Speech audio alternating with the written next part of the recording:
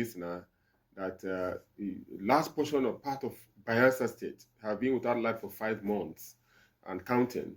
And I didn't hear the power minister mention Bayelsa State and other small areas across the north central, southeast have not had light for a couple of weeks. I think this issue needs to be holistically dealt with.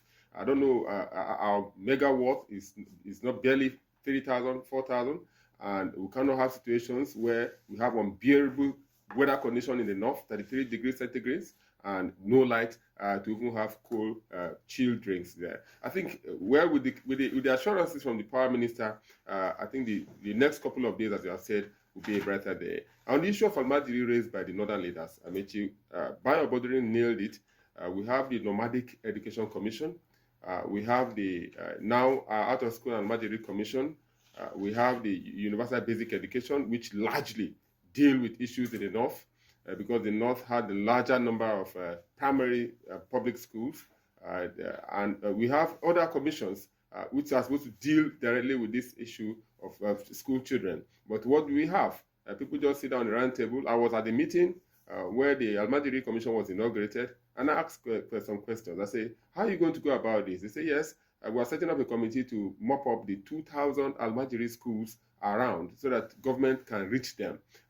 How do you want government to reach them? To give them a small change so that they don't travel from Sokoto to Kebbi or from Kebbi to Yobe. That is what they say they want to do, so that they can confine them in a place and give them the nomadic education. But there's one argument that we should not condemn and say that people, Almajiri children are not educated, that they are educated in their own right. What they don't have is Western education.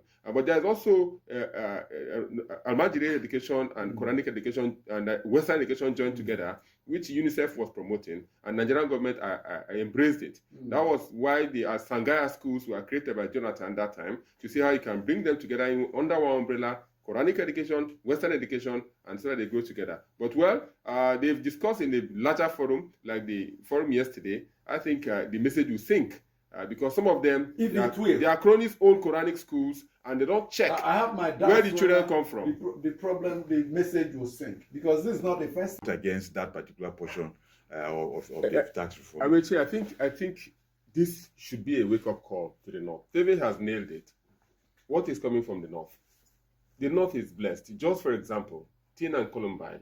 I grew up knowing Tin and Columbine. So they need to wake up and see what we can get as Nigeria from there. Zamfara, they have lead in Zamfara. So let them wake up. It's not enough kicking against the reforms. What can you produce for the Nigerian benefit? Yes, it's politics. You see, when the